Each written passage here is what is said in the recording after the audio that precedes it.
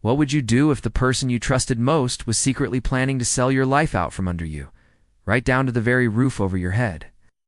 I found the answer scrawled on a corkboard in my wife's handwriting, under a Pinterest-perfect banner titled, My Vision. There, pinned next to a photo of a grinning, sandy-haired stranger, was a picture of our Chicago brownstone with a Zillow estimated sale date circled in red. Next month. Her vision board was a roadmap to a new life, and I wasn't in it. That night, the soft glow of her phone screen as she slept wasn't a comfort. It was a ticking clock counting down to my own destruction. The mystery wasn't if she was cheating, but how deep the betrayal went. And as I stood there in the silent darkness of our home, a different kind of vision started to form in my mind, a vision of justice, cold and absolute. If you genuinely enjoy our stories, please subscribe to the channel.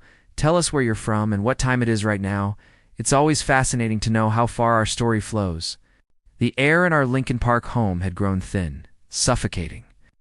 For months, Amelia had been a ghost haunting the rooms we'd built together. She'd become a master of the vague answer, her phone, a fortress she guarded with a password and a glare. Just work stuff, Mark, she'd sigh, her eyes already distant, lost in a world I couldn't access. She started talking about needing space, about finding herself again. Her therapist, a woman I'd never met, apparently thought our marriage was a cage she needed to escape. The woman who once looked at me like I was the only man in the world now looked through me, her gaze fixed on an invisible horizon. The little affections, the inside jokes, the casual touches, they all vanished, replaced by a polite, chilling indifference. She was a stranger in my bed, a roommate who shared my last name. The discovery began in pieces, a mosaic of deceit. A credit card statement I opened by mistake showed a charge for $200 at the Aviary, cocktail lounge on Fulton Market known for its intimate, shadowy corners. I hadn't been there in years. Then came the scent of a cologne that wasn't mine, a sharp, citrusy fragrance clinging to her coat one evening. She claimed she'd been out with her girlfriends. But the final, undeniable proof came from her car's GPS. I was looking for a receipt she'd lost and checked the glove compartment. Tucked underneath the owner's manual was the navigation unit's history. It showed repeated trips to a sleek, glass-walled apartment building in the West Loop. Always on Tuesday and Thursday afternoons, the same afternoons, she claimed to have her therapy sessions. The address belonged to a luxury high-rise. I didn't recognize. Her fair partner had a name. I learned from a quick public records search of the building's residents, Julian Croft, a smug-looking finance bro whose online profile was a shrine to his own ego photos of him on yachts, in expensive suits, always with the same self-satisfied smirk. He was the sandy-haired stranger from her vision board. The night I saw the vision board was the night something inside me shattered. It was tucked away in her home office, a room I rarely entered. She'd been so proud of it, calling it her manifestation station. Seeing our house, my home, listed as an asset to be liquidated for her new life with him. It wasn't just a betrayal, it was an erasure. I was just a line item in her budget, a temporary obstacle. That night I didn't sleep. I sat in the dark living room, the city lights of Chicago painting cold streaks on the floor, and I felt the grief curdle into something harder, colder. The loyal, loving husband was gone. In his place, a strategist was born. Ow. My revenge would not be a screaming match in the kitchen. It would be a quiet, systematic dismantling of the world she thought she was building. I started with finances.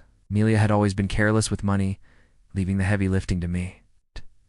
I spent the next 2 weeks meticulously documenting everything. I hired a forensic accountant, a quiet, ruthless woman named Ms. Albright, who uncovered the secret credit card Amelia had opened, the one she used for her dates with Julian. The charges were a roadmap of their affair. Lavish dinners at Alenia, weekend trips to a spa in Lake Geneva, expensive gifts. I then contacted a divorce attorney, a shark named David Chen, who specialized in high-conflict cases. "We need to be strategic, Mark," he advised, his voice calm and lethal. "We don't move until every piece is in place." I started wearing a small, discreet recording device. Conversations were chilling. Her voice, once so full of warmth, was now laced with a manipulative edge. She'd talk about how she felt trapped, how I was holding her back from her potential, all while I knew she was spending my money on another man. The trap was set. Amelia's birthday was approaching, and she'd been dropping hints about a party. She wanted to host it at our house, a grand affair to show off to her friends. It was perfect. I played the part of the dutiful husband, agreeing to everything. I let her plan the menu, the guest list, the decorations. Her friends were all people who saw me as the boring, stable, but ultimately unexciting husband. Julian, I learned, was on the guest list, invited as a friend from work. The arrogance was breathtaking. The day of the party, I made my final moves. I had a process server waiting. I had copies of the financial records, the GPS history, and transcripts of her recorded confessions. I also had one more thing, a large high-definition screen set up in the living room, ostensibly for a birthday slideshow I'd prepared.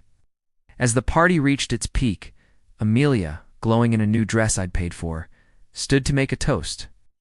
She thanked everyone for coming, her eyes sweeping over the crowd and landing, for a moment, on Julian, who gave her a subtle, knowing smile. When she finished, I stood up. "I also have something to share," I said, my voice steady. I clicked a button on my phone, and the screen behind me flickered to life. It wasn't a slideshow. It was her vision board, the photo of our house with the sale date circled in red, blown up for everyone to see. A confused murmur went through the room. Then, the screen changed to the credit card statements, the hotel receipts, the GPS map showing her trips to Julian's apartment. The final image was a photo of her and Julian, taken by a private investigator I'd hired, kissing outside the spa in Lake Geneva. The room fell into a dead, shocked silence. Amelia's face went white. Her friends stared, their mouths agape. I let the image hang in the air for a long moment before speaking. "The therapy sessions," I said, my voice cutting through the silence, were, it seems, quite intimate. Julian looked like he wanted the floor to swallow him whole. Amelia opened her mouth, but no words came out. That's when the process server, a large, impassive man, stepped forward and handed her a thick envelope. "You've been served," he said, his voice booming in the quiet room. He then turned and served Julian, who was trying to slip out the back. For alienation of affection and intentional infliction of emotional distress, the legal battle was brutal. But I had all the proof. The court sided with me on every point. The secret credit card debt was assigned to her. The judge, a stern-faced woman who had clearly seen it all, awarded me the house and a significant portion of our shared assets, citing Amelia's appalling and calculated deception. Her friends abandoned her. Her reputation was destroyed. She was left with nothing but her debts and the hollow echo of the life she'd tried to steal. I sold the brownstone a year later. It held too many memories, too many ghosts. I never saw Amelia again, but I heard she moved back in with her parents, working a retail job to pay off the mountain of legal fees and credit card bills. The last I heard, Julian had been fired from his job after the lawsuit brought his behavior to light. Sometimes late at night I think about that vision board. She had a vision, all right, a vision of a perfect life, built on a foundation of lies. She'd just never imagined that in the end, the only thing she would manifest was her own ruin. The end.